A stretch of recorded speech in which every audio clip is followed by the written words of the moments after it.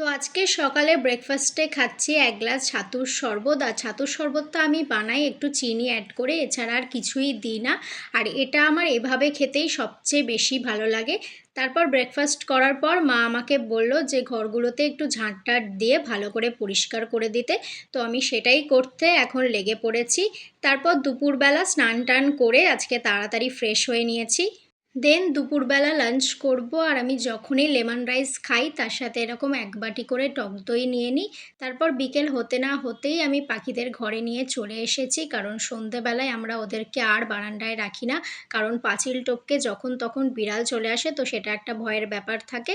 তাই রাতে তো ওরা আমাদের ঘরের মধ্যেই থাকে। দেন আজকে রাতে তাড়াতাড়ি ডিনার করে আমি শুয়ে পড়েছি, আর দেখলাম বাইরে ঝমঝমিয়ে বৃষ্টি নেমেছে।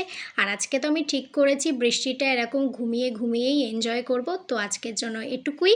টাটা।